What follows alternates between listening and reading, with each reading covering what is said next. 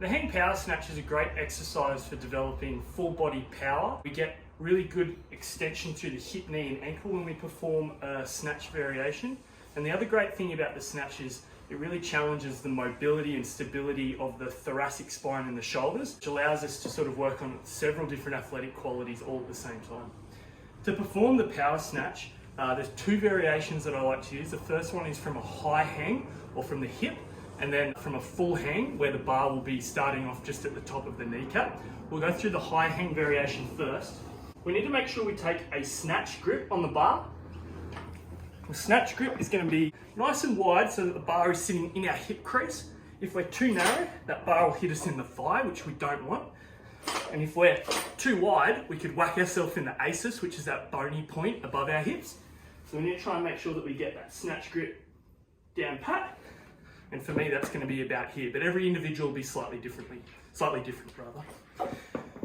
From here, we need to drop down into that power position. And from the high hang, we just explode up here and throw the bar through the roof.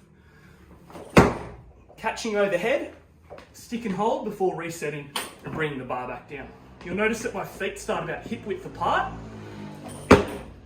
And then as I catch, they transition out into a squat stance. Now from side on, it's really important that the bar stays close to my body on the way up. Think about pulling your shirt up with the bar.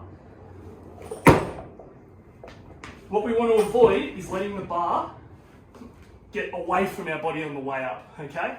If that bar gets away from us, we're going to have to jump forward to chase the bar, or alternatively we end up pulling it back too aggressively to meet us where we're at, and we're going to be off balance and falling backwards as we go going to try and catch and receive the bar.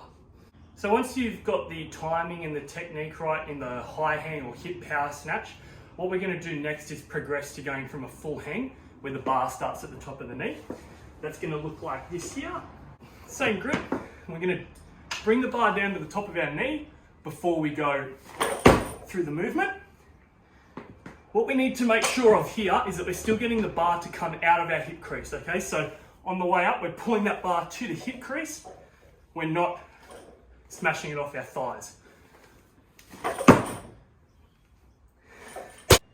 Now with the hang power snatch from the knee, it's really important that you get the bar path right, especially as you're bringing the bar from the knee to the hip.